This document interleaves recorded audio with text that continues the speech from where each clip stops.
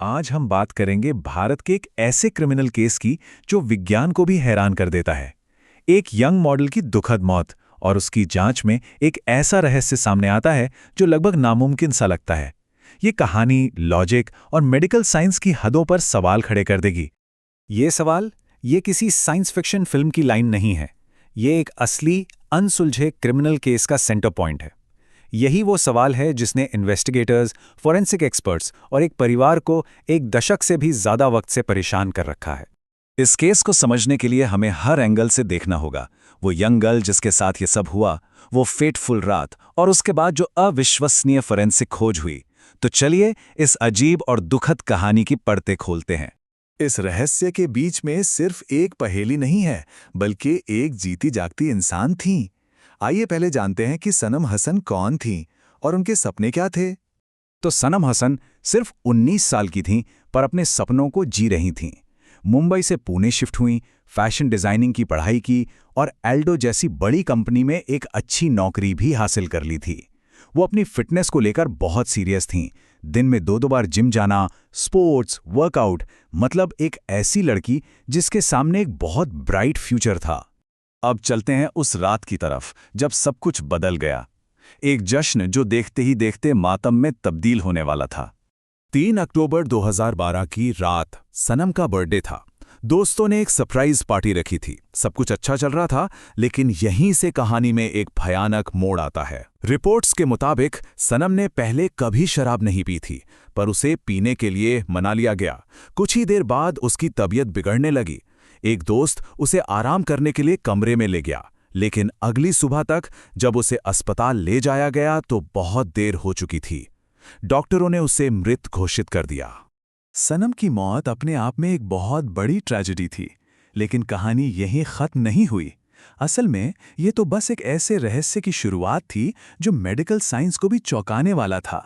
शुरुआती रिपोर्ट में मौत की वजह बताई गई 70% ब्लॉकेज की वजह से हार्ट अटैक, पर सनम की फैमिली के लिए इस बात पर यकीन करना नामुमकिन था। एक 19 साल की फिटनेस फ्रीक लड़की को इतना सीवियर हार्ट अटैक ये हो ही नहीं सकता। उनका शक सही साबित होने वाला था, लेकिन सच उनकी सोच से भी कहीं ज्यादा अजीब था। और फिर पोस्टमार्टम रिपोर्ट से जो सच सामने आया वो एक असली फोरेंसिक एनोमली थी। मतलब एक ऐसा रिजल्ट जो इतना अजीब था कि उसने सारे अनुमानों को तोड़ दिया। डॉक्टरों ने पाया कि सनम के शरीर के अंदर जो दिल था वो उसका अपना था ही नहीं। और इससे भी ज्यादा शॉकिंग बात यह थी कि पहली ऑटोप्सी के मुताबिक ये दिल एक आदमी का था। सवाल ये था कि ये कैसे मुमकिन है। इस अविश्वसनीय खुलासे के बाद मामला एक फॉर्मल इन्वेस्टिगेशन में चला गया, जिसने इस पहेली को सुलझाने के बजाय और भी ज्यादा उलझा दिया। परिवार ने इंसाफ के लिए लड़ाई लड़ी। केस पहले महाराष्ट्र सीआईडी को दिया गया, पर कोई प्रोग्रेस नहीं हुई। 2 लंबे साल बीत गए। आखिर में 2014 में देश की टॉप इन्वेस्टिगेशन एजेंसी सीबीआई ने केस अपने हाथ में लिया। उन्होंने एक बहुत बड़ा कदम उठाने का फैसला किया, सच का पता लगाने के लिए सनम की बॉडी को कब्र से बाहर निकालना। लेकिन जब दूसरी जांच के रिजल्ट आए तो मामला सुलझने की जगह और बुरी तरह उलझ गया। हैदराबाद की एक नई फॉरेंसिक टीम इस नतीजे पर पहुंची कि ये दिल किसी आदमी का नहीं, बल्कि एक 50 से 60 साल की औरत का था। जरा सोचिए, 2 ऑफिशियल जांचें और 2 बिल्कुल अलग, एकदम नामुमकिन दिल। रहस्य और भी गहरा हो गया था। अब इन्वेस्टिगेशन का पूरा फोकस उस रात की पार्टी पर चला गया। सीबीआई ने वहां मौजूद सभी 17 लोगों से पूछताछ की। ये कोई आम पूछताछ नहीं थी। जांचकर्ताओं ने उनकी जिंदगी का हर पहलू खंगाला, उनके दोस्त, परिवार, कॉलेज, सब कुछ, बस किसी भी सुराग को ढूंढने के लिए। लेकिन इतनी गहरी जांच का भी कोई नतीजा नहीं निकला। सनम की बॉडी से मिले किसी भी फॉरेंसिक सैंपल का उन 17 लोगों में से किसी से भी कोई मैच नहीं मिला। ना कोई डीएनए, ना कोई फिंगरप्रिंट, कुछ भी नहीं। इन्वेस्टिगेटर्स एक बार फिर एक बंद गली में आ खड़े हुए थे। बिना किसी फोरेंसिक सुराग और 2 अलग-अलग ऑटोप्सी रिपोर्ट्स के साथ ये केस ऑफिशियली एक अनसुलझा रहस्य बन गया। अब हमारे पास सिर्फ थ्योरीज और कुछ परेशान करने वाले सवाल बचे हैं। तो आखिर हुआ क्या था?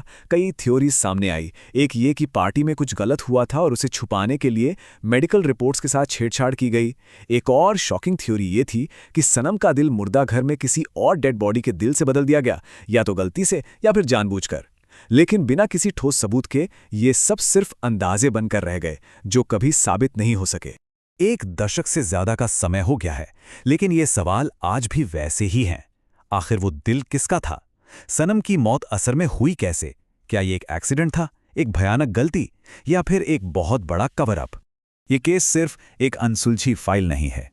ये हमें एक परेशान करने वाली बात याद दिलाता है कि कभी-कभी सच हमारी समझ से बहुत दूर हो सकता है और इंसाफ हमेशा मिल ही जाए ये जरूरी नहीं। और ये सवाल सिर्फ सनम के परिवार का नहीं है, ये हम सबका है। ये सोचने पर मजबूर करता है कि इंसाफ के रास्ते में कितनी रुकावटें आ सकती हैं और कुछ रहस्य शायद हमेशा के लिए रहस्य ही बने रहते हैं।